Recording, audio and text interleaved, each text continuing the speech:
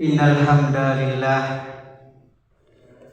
nahmaduhu wa nasta'inuhu wa nastaghfiruh wa na'udzu billahi min shururi anfusina wa min sayyiati a'malina may yahdihillahu wa may yudlilhu fala hadiyalah. Asyhadu an la ilaha illallah wahdahu la syarikalah wa asyhadu anna Muhammadan abduhu wa rasuluh.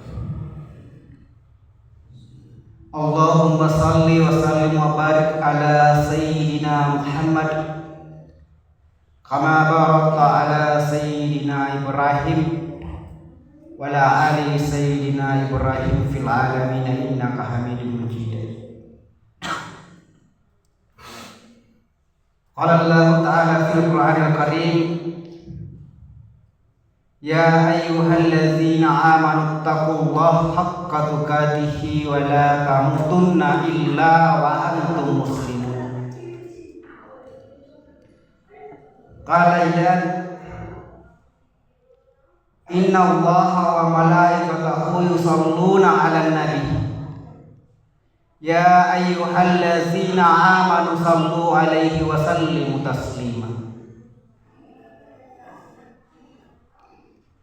Jamaah Jumat yang insyaallah dimuliakan Allah Subhanahu wa taala. Pertama-tama khatib berwasiat kepada diri pribadi dan kepada seluruh jamaah Jumat yang diridhai Allah Subhanahu wa taala untuk senantiasa meningkatkan iman dan takwa kepada Allah Subhanahu wa taala dengan prestasi ibadah, dengan berusaha melaksanakan segala yang diperintahkannya dan selalu berusaha beristighfar dan menjauhi apa yang dilarangnya. Kaum muslimin jamaah Jumat yang insyaallah dimuliakan Allah Subhanahu wa taala. Dari sekian banyak anak-anak yang Allah titipkan kepada kita, kepada orang tua,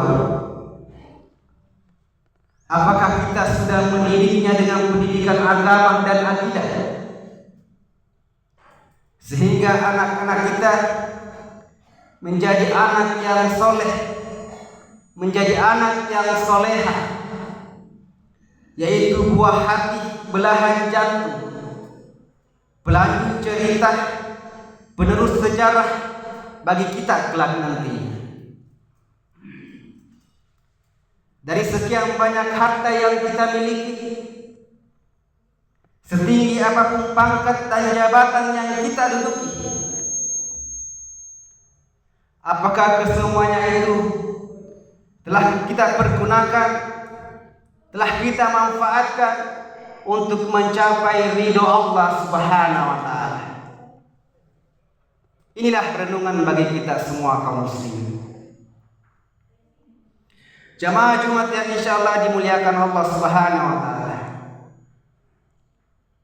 Banyak ketidakadilan yang terlepas dari pengadilan di dunia ini. Sering kita menjumpai orang-orang yang berbuat baik justru tidak mendapatkan perlakuan baik. Kita menyaksikan kehidupan dunia rancu, hancur dan jauh dari moralitas. Yang benar kadang dikhianati dan yang pengkhianat kadang-kadang dibenarkan. Yang tuntunan dijadikan tontonan dan tontonan justru dijadikan tuntunan. Jamaah, untung ada akhirat. Bukan kita sekedar melepas diri dari ketidakadilan, ketidakberdayaan dalam menghadapi sistem di dunia ini, akan tetapi menjadi sebuah cermin bahwa tidak ada satupun ketidakadilan yang bagaimanapun itu kecilnya yang mungkin terlepas dari pengadilan dunia dan akan juga terlepas dari pengadilan Allah Subhanahu wa taala di akhirat kelak. Dan inilah pengadilan dan keadilan yang seadilnya. Kaum muslimin jamaah Jumat yang insyaallah dimuliakan Allah Subhanahu wa taala. Oleh karenanya Hatib akan menyampaikan sebuah hadis tentang apa yang harus dipertanggungjawabkan di hadapan Allah Azza wa Jalla. Nabiullah Muhammad sallallahu alaihi wasallam bersabda, "La tasulu qadama abdi yaumal qiyamati hatta yus'ala an arba'i." Besok, kata Nabi, di hari kiamat tidak akan bergeser telapak kaki seorang hamba dari tempat hisabnya sebelum dia dimintai pertanggungjawaban mengenai 4 perkara. Kaum muslimin, lalu apa 4 perkara tersebut?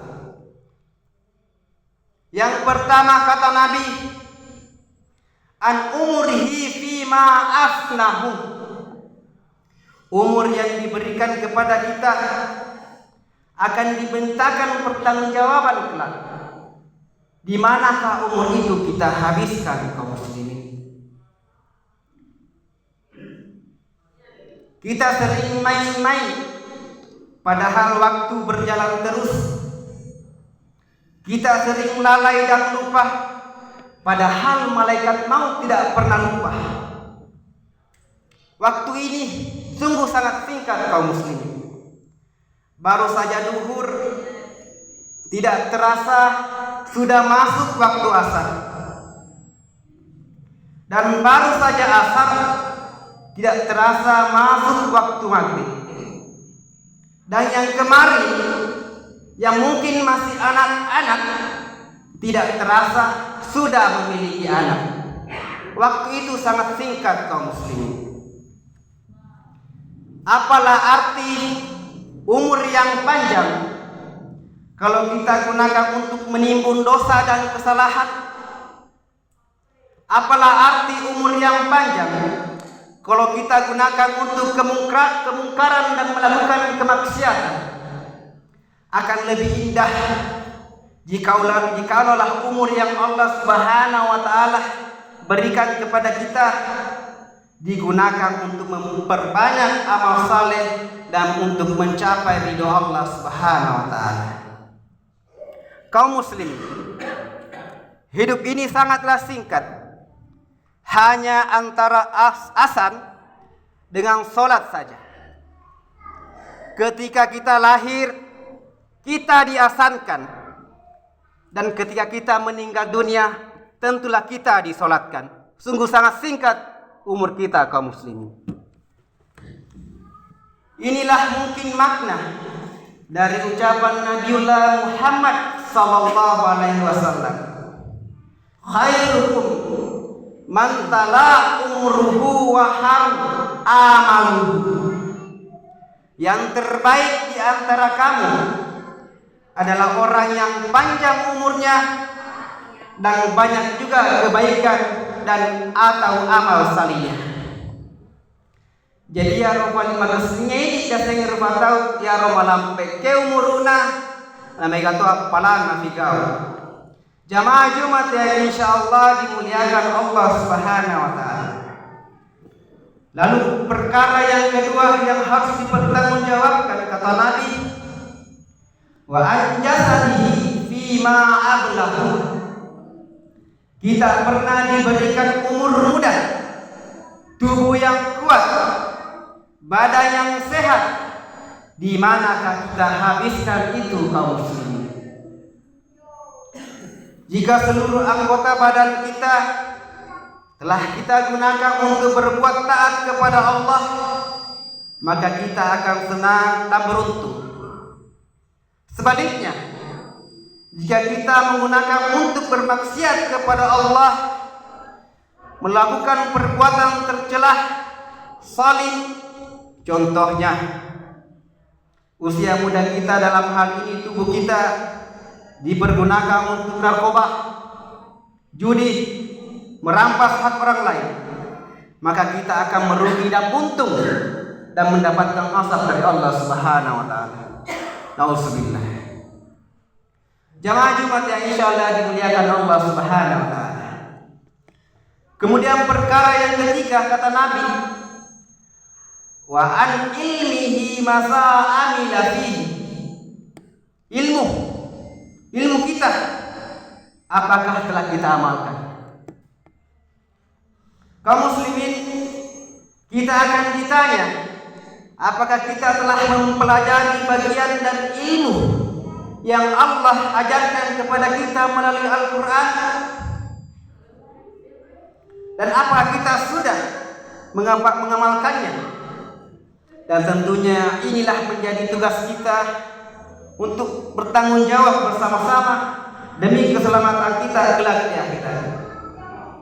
Kalau kita hari ini hanya bisa lulus SD, hanya lulus SMP, SMA, pastikan bahwa generasi kita harus lebih tinggi daripada orang tuanya. Harus dipastikan kaum muslimin. Kalau orang tua hanya lulusan SMP, minimal anaknya harus S2.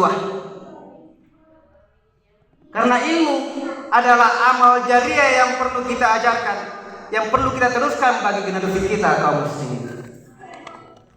Jamaah Jumat yang insyaallah dimuliakan Allah Subhanahu wa taala. Kemudian perkara keempat, wa an malihi min aina tasabahu wa fima anfaqahu.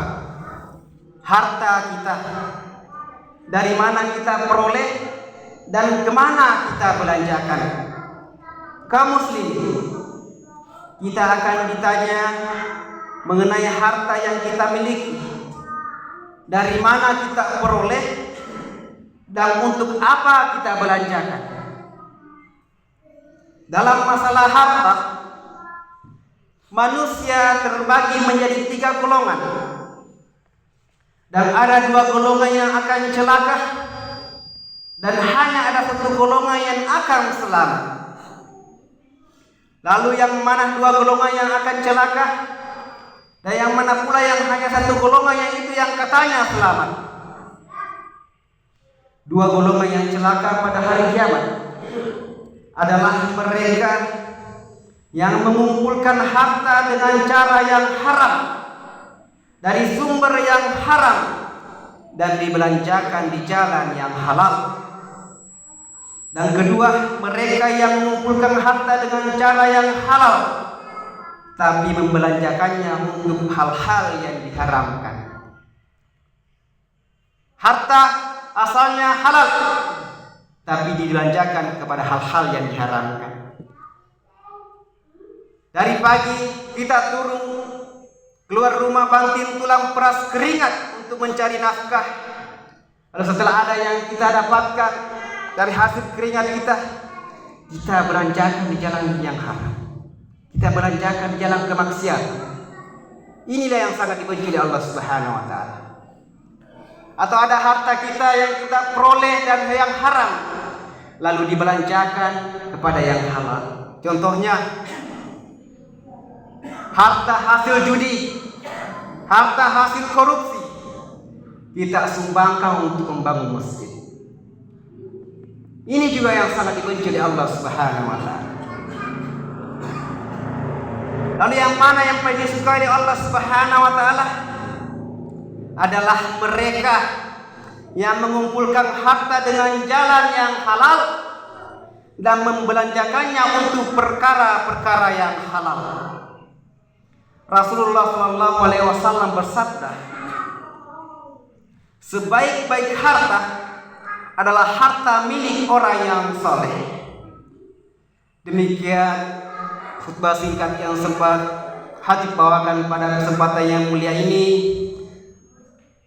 Marilah kita senantiasa merenungi diri kita untuk senantiasa mengingat dan beristighfar kepada Allah, meningkatkan iman, kualitas takwa dan tauhid kita kepada Allah, dan selalu berusaha menjauhi 4 perkara yang akan menyesatkan kita di akhirat nanti.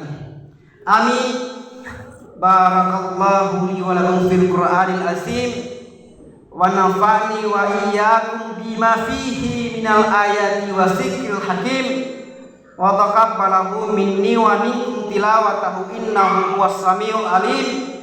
Aqulu qawli hadza wa astaghfirullah innahu huwal ghafurur rahim.